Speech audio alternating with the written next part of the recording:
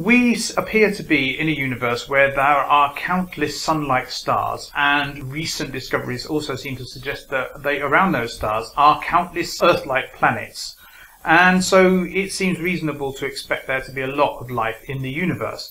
However, there is this thing called the Fermi paradox, which is the belief, or rather the oddity, of the apparent absence of alien life from the universe other than us, who appear to be the only intelligent species that we know about.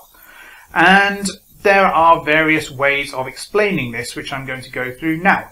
First of all, there is the idea, which is expressed in Star Trek, of the Prime Directive, which is that there is an ethic preventing alien civilizations from interfering with our civilization. That is quite an elaborate understanding of what happens, so I'm not too sure about that. Secondly, there is a very simple explanation that there just aren't any other aliens. And there are certain things to support this. For example, the Earth is unusual in having a very large moon, which raises a magnetic field on it, which causes us to be protected from the radiation from the sun.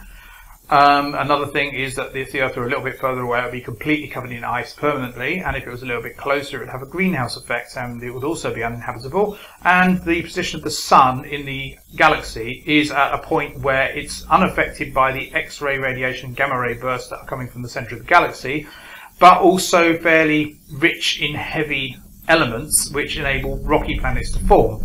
So it could be that further out from the galaxy that would be difficult, and also further in towards the centre of the galaxy it will be difficult too. Or it could just be that we are the first, and in a few million years' time there'll be a load more aliens, but we just happen to be the first lot. Another one is that they're in disguise. That's the third possibility, is that they're actually in disguise. Now, I have seen 3 UFOs in my lifetime. One of them was clearly a military aircraft, I really later discovered.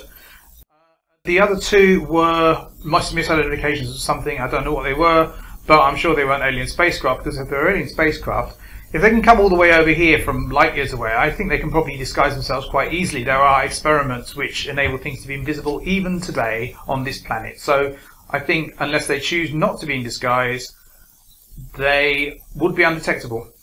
And if they're undetectable, then you can't really posit anything from that. I'm not an alien in disguise, despite what a lot of people might think. The fourth one is it's a self-fulfilling prophecy, is that aliens look out into the universe and they see the absence of other aliens, apparently, and they think, well, they must have a good reason to hide then, so we'll hide as well. And another one there is actually that they may not actually be hiding. It may be a question of they're not actually interested in going into space because they sit around being enlightened and mystical, or something like that. And another one beyond that is that maybe intelligent life tends to wipe itself out after a short while through weapons of mass destruction, complexity issues, environmental sustainability, genetically engineered, dangerous bacteria, or something like that. So that's another one. Oh, it could just be apathy. It could be that they're all online in cyberspace and they're not really interested in looking at other planets anymore, and like our own civilization, they've turned their back on space travel and they're going to do something else now. It's just a phase, space travel, so they never get out there.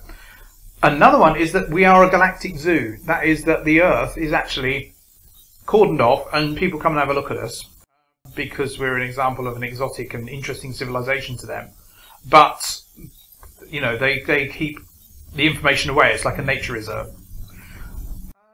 Another one is that it's too expensive. That it's everything is so far away from everything else that it actually isn't worth going anywhere, and it's too difficult to travel between the stars because, for example, a speck of dust travelling at nearly the speed of light is going to be enough to destroy a spacecraft easily.